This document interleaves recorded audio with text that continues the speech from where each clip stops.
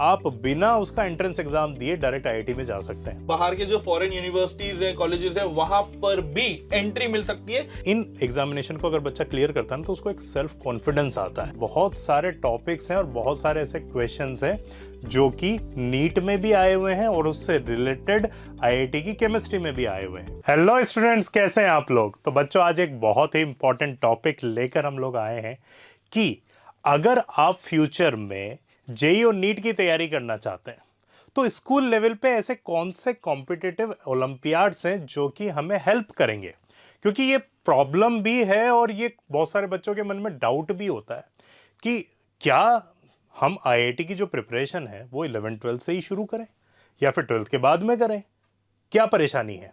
और अगर हम स्कूल लेवल पे अगर इसकी प्रिपरेशन करना शुरू करते हैं तो ऐसा कौन सा विजन है जिसको हम लेकर चलें, ऐसा कौन सा टारगेट है जिसको लेकर चलें, जिसके थ्रू हम स्कूल की तैयारी के साथ साथ फ्यूचर में आईआईटी और मेडिकल की तैयारी भी कर सकें। तो इसी क्वेश्चन और इसी प्रॉब्लम का सॉल्यूशन हम आप लोगों के लिए लेकर आए हैं। मेरे साथ हैं भूमित सर जो कि IOQM फैकल्टी हैं। मैं मुकेश गौड़, मैं एनएससी जेएस पढ़ाता हूं। तो आइए इस पर बात करते हैं। तो सबसे पहले बच्चों कि सबसे पहले हम देखते हैं कि इनका सिलेबस क्या है, क्योंकि ये भी एक प्रॉब्लम है कि इन ओलंपियाड्स का सिलेबस क्या होता है। क्या इस पूरे सिलेबस को पढ़ के हम लोगों को हेल्प मिलेगी? क्योंकि आईआईटी और मेडिकल के अंदर जो टॉपिक्स आते हैं, अगर वो टॉपिक ही अलग हो गए तो फिर क्या होगा? क्यों सर? करेक्ट है ना। तो यहां पर एनएससीजेएस को लेकर मैं बात करता हूं, आप लोगों को बताता हूं। केमिस्ट्री के अंदर आप लोग टॉपिक्स देखेंगे तो ये आपके 9, 10th, 11th, 12th के टॉपिक्स हैं, ठीक है ना। लेकिन हमें अच्छे से पता है कि जब 11th, 12th की हम प्रिपरेशन करने जाते हैं, और विश्वास ना आए तो आप देख लीजिएगा, आपके 11th, 12th की बुक्स उठा के देख लीजिएगा, या जो बच्चे आईआईटी या मेडिकल की तैयारी कर रहे हैं उनके भी अगर आप सिलेबस को उठा के देखेंगे तो इन सारे टॉपिक्स से मिलकर ही उसका स्ट्रॉन्ग फाउंडेशन भी बनता है। और साथ में अगर एनएससीजेएस का आप पेपर उठा के देखेंगे तो आपको पता चलेगा कि ऐसे बहुत सारे टॉपिक्स हैं और बहुत सारे ऐसे क्वेश्चंस हैं जो कि नीट में भी आए हुए हैं और उससे रिलेटेड आईआईटी की केमिस्ट्री में भी आए हुए हैं। तो यहीं से आपको फायदा हो जाएगा कि आप जब 8th 9th में हैं उसी टाइम पे आप उन क्वेश्चंस को प्रिपेयर कर रहे होंगे जो कि फ्यूचर में आईआईटी के अंदर आने वाले हैं। तो ये फायदा होगा। उसी तरीके से जैसे फिजिक्स का भी अगर आप पोर्शन देखेंगे तो हम जानते हैं कि 11th एंड 12th के अंदर इन सारे टॉपिक्स की भरमार है। और अगर 9, 10th में ही, 8th, 9th में ही इन्हीं टॉपिक्स को अच्छे लेवल पे हम लोग प्रिपेयर कर लेंगे, उन क्वेश्चंस को लगा लेंगे जो क्वेश्चंस 11th, 12th में आने वाले हैं या आईआईटी के पेपर्स में आने वाले हैं या नीट के पेपर्स में आने वाले हैं, तो अभी से आपका फाउंडेशन बना कि नहीं बना है कि नहीं। जैसे लाइट चैप्टर है, साउंड है, इलेक्ट्रिसिटी है, ये सब 11th, 12th के पोर्शन में भी है। और इन ओलंपियाड्स में, क्योंकि ये बहुत अच्छे ओलंपियाड्स हैं बच्चों, एनएससीजेएस की बात करूं या आईओक्यूएम की बात करूं, तो ये कमजोर ओलंपियाड्स नहीं है। इनमें बहुत हाई ऑर्डर थिंकिंग वाले क्वेश्चंस आते हैं और अभी से अगर आप उनको प्रिपेयर करेंगे, अभी से उनके कंसेप्ट सीखेंगे, तो आपको ऑब्वियस सी बात है कि फ्यूचर में इसका फायदा तो होगा ही।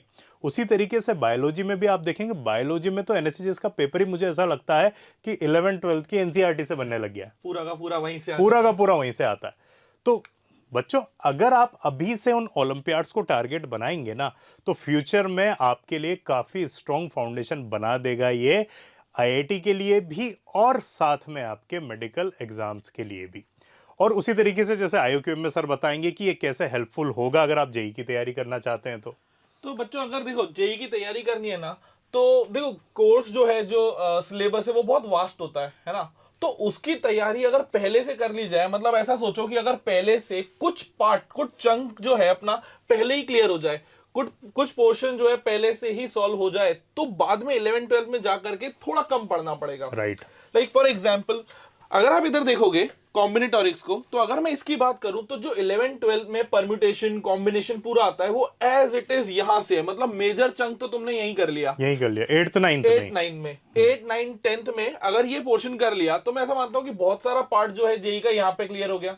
नॉट ओनली दिस, ज्योमेट्री को देख लो, ज्योमेट्री में बहुत सारा पार्ट जो 10th तक अपन पढ़ते हैं वो उधर उधर जेई के लिए जो आगे आने वाली ज्योमेट्री है उसमें बहुत हेल्पफुल रहता है। मतलब अगर कॉन्सेप्ट वहां क्लियर होने लग गए ना तो 11th 12th में जाकर के ये नहीं लगेगा कि अरे यार ये तो बहुत सारा हो गया, एक साथ कैसे पढ़ ले इतना सारा, राइट।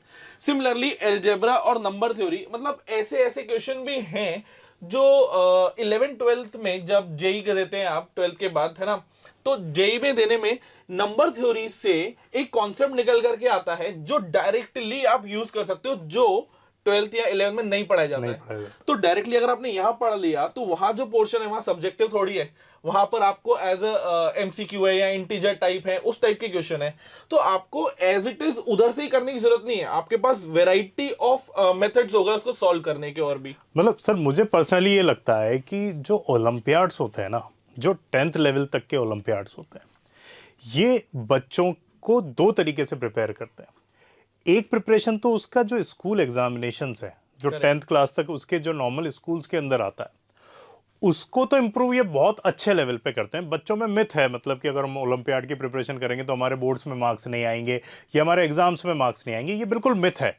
अगर आप, क्योंकि यही तो आपका सिलेबस है जो आप 9th 10th के लिए भी पढ़ रहे हो, और इसको पढ़ के अच्छे तरीके से पढ़ के तो आपका कॉन्फिडेंस बूस्ट होगा बच्चों, और साथ में आपके स्कूल के अंदर क्या ही क्वेश्चन पूछ लेंगे वो। करेक्ट। जब आप इतने हाई लेवल के क्वेश्चंस को सॉल्व कर रहे होंगे तो ऑटोमेटिकली आपके स्कूल एग्जामिनेशन में तो मार्क्स इंप्रूव होंगे ही सही, उसके साथ साथ आपके फ्यूचर का भी प्लान हो रहा है कि आप आगे अगर मेडिकल की तैयारी करना चाह रहे हैं या आईआईटी की तैयारी करना चाह रहे हैं तो वो अभी से प्रिपरेशन शुरू हो गई, अभी से आपके अंदर वो टेम्परामेंट डेवलप हो गया कि आगे फ्यूचर में कितना भी कंपटीशन आ जाए आईआईटी के लिए, मेडिकल के लिए, आप तो अभी से प्रिपेयर हो रहे हो, आपको अभी से आदत हो रही है।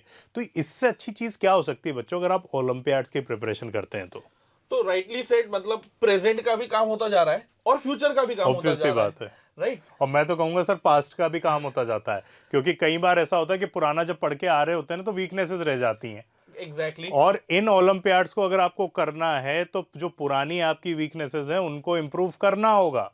तो पास्ट में जो गलतियां हुई है ना वो भी आप इंप्रूव कर सकते हैं ओलंपियाड्स के थ्रू। मतलब भूतकाल, वर्तमान, भविष्य, पूरा इंतजाम हो तीनों गया है। तीनों इंतजाम आपके हो सकते हैं अगर आप ओलंपियाड्स की तैयारी करते हैं तो इसी में सर बताइए कि बच्चों का स्ट्रॉन्ग फाउंडेशन कैसे बनाते हैं अब ओलंपियाड्स। देखो, जैसे कोई भी चीज के लिए अगर हम बात करें, है ना, मतलब कोई भी बिल्डिंग खड़ी करनी है तो फाउंडेशन इज द की। मतलब अगर फाउंडेशन ही डगमगाया होगा तो वैसी बिल्डिंग नहीं बन पाएगी। तो स्ट्रॉन्ग फाउंडेशन बनाने के लिए जो भी आपके फॉर एग्जांपल 8th में 9th में 10th में कॉन्सेप्ट्स हैं, उन कॉन्सेप्ट्स को अगर मैं पूरा क्लियर कर लूं, राइट, उससे वहां से फाउंडेशन आने लग जाता है। जैसे मैंने बोला कि कुछ टॉपिक्स जो है अपने जेई में भी आते हैं, तो वो जो जेई में आ रहे हैं उनका आधी पढ़ाई तो आपने पहले ही कर ली है, उनका बेसिक जो है वो तो आपने पढ़ ही लिया है। तो आपको सिर्फ अब क्या करना है, सिर्फ आगे का काम करना है, बेसिक काम करना है। मतलब उसको और स्ट्रॉन्ग कराने के लिए सिर्फ आई वुड से कि मैथ्स में आपको सिर्फ क्वेश्चन करने हैं, थ्योरी कर ली है उसकी, उसका कॉन्सेप्ट समझ लिया है, सिर्फ आपको अब क्वेश्चन करने हैं। Right. तो that will be laying the strong foundation. उसी तरीके से अगर कंसेप्चुअल क्लैरिटी की बात करें तो वो तो ऑब्वियस सी बात है, कर ही रहा है आईओक्यूएम या फिर एनएससीजेएस, क्योंकि इनमें जो न्यूमेरिकल्स आते हैं बच्चों या जो भी क्वेश्चंस आते हैं ना, अगर आप उनको सॉल्व करना चाहते हैं तो आप सिंपल डेफिनेशन जो आप आपके स्कूल में पढ़ते हो ना उससे काम नहीं चलेगा। आपको थोड़ा डीपली समझना पड़ेगा उन टॉपिक्स को, उनका कंसेप्ट बिल्डअप करना पड़ेगा, उससे रिलेटेड अच्छी अच्छी एप्लीकेशंस पढ़नी होगी, तभी आप इनके क्वेश्चंस को सॉल्व कर पाओगे। करेक्ट। मतलब इन डेप्थ लर्निंग कर ली तो कॉन्सेप्चुअल क्लैरिटी तो आएगी आएगी। मतलब और वही तो जरूरी है सर। Correct. स्कूल्स में अगर हम पढ़ रहे हैं या फिर अगर मैं पूरी एजुकेशन की बात करूं, अगर आपने किसी भी टॉपिक को केवल पास होने के इरादे से अगर पढ़ा है तो मैं नहीं समझता है कि इस एजुकेशन को लेने का कोई मतलब है। कोई मतलब नहीं। अगर Right. आपने उसको इन डेप्थ नहीं सीखा, उसको कंसेप्ट आपने बिल्डअप नहीं किया, तो फिर उस टॉपिक को पढ़ने का कोई क्या ही फायदा। कोई फायदा नहीं। मतलब अगर अच्छे से उसकी गहराई तक जाकर के पढ़ लिया उसको, तो उसके बारे में मेजॉरिटी ऑफ द पार्ट तो आपको पता लग गया पता लग जाता राइट। है। तो it will clear your concepts. उसके साथ साथ जैसे कि यहाँ दिख रहा है कि स्ट्रेंथ एंड वीकनेसेस का भी आइडेंटिफिकेशन होता है। अब मैं मान लो मैंने टारगेट बनाया सर कि मैं आईक्यूएम करना चाहता हूँ मैथमेटिक्स में, प्रीवियस क्लास में, मैं लेट सपोज अभी 8th क्लास में हूँ, मैं 8th क्लास में सोच रहा हूँ कि यार आईक्यूएम की अगर मैं प्रिपरेशन करूंगा तो मेरा मिलेगा, राइट। अब मान लीजिए 6th 7th के अंदर उसको बहुत माइनर माइनर चीज़ों के अंदर प्रॉब्लम्स आती हैं सॉल्व करने में, तो ऑब्वियस सी बात है वो सबसे पहले उनको टारगेट करेगा। करेक्ट। अपनी वीकनेसेस को पहले वो रिमूव करेगा, उसको स्ट्रांग बनाएगा, ताकि जब वो उनको इम्प्रूव करेगा तभी वो IUQM के लिए बेस बना पाएगा। राइट, मतलब और उसमें जब सपोज अब जैसे 8 to 11 या 12 तक के सारे बच्चे देते हैं, तो आपको यहाँ से पता लगने लग जाएगा इसमें मेरा ये कमजोर रह गया था, अब मेरे को इस पे वर्क करना हाँ। है, ये मेरी स्ट्रेंथ थी, ये तो मुझे आता है, अब मुझे सिर्फ वीकनेसेस पे वर्क करना है वीकनेसेस अपने। पे वर्क करना, राइट राइट, ये बिल्कुल सही बात कही, क्योंकि एक ही पेपर आता है IUQM का, 8th का बच्चा जो पेपर दे रहा होता है वही 12th क्लास का भी बच्चा दे रहा होता है। तो यहाँ से आप समझ सकते हैं कि मतलब ये ओलंपियाड आपके लिए कितना स्ट्रॉन्ग फाउंडेशन बना रहा है आपके फ्यूचर गोल्स के लिए। तो Correct. इसलिए बच्चों आप समझिए कि ओलंपियाड्स से दूर नहीं भागना है।